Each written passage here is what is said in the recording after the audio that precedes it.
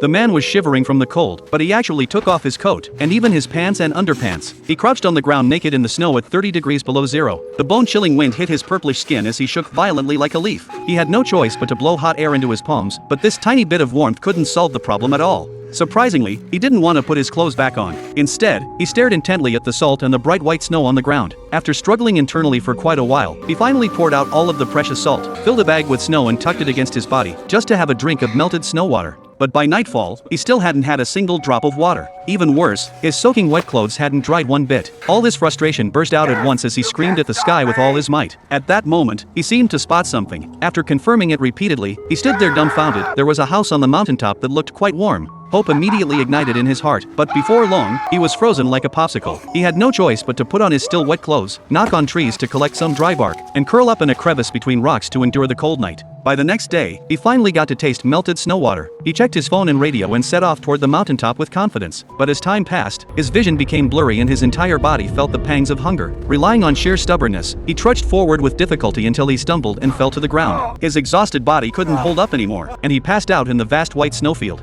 When he woke up, it was already the third day. As soon as he tried to walk forward, he fell flat on his face. Only then did he discover his right leg was bleeding from some unknown time, but he had no choice but to ignore it, limping forward as he continued on. To avoid passing out from hunger again, he moved forward with his eyes closed, only opening them when he had crawled halfway up the mountain. Looking up, he froze in place. There was nothing on the mountaintop, no house at all. The man was completely devastated. What he had seen yesterday was just a hallucination. But having come this far, he didn't want to give up. With just a glimmer of hope, he continued climbing. Before long, intense pain made him stop. Lifting his pant leg, he discovered his sock was frozen to his skin. His calf was swollen like a purple eggplant. Gritting his teeth, he tore off the sock. The pain made his entire body tremble. In desperation, he actually thought about eating his own flesh, but the strong feeling of nausea made him abandon the idea. Nevertheless, he carefully saved the skin and flesh as a last resort for survival. That night, he stumbled upon a hollow tree with the skeleton of a wild animal inside. He searched and examined it for a long time but couldn't find even a scrap of meat. With no options left, he took out his phone, only to discover the battery had long since died.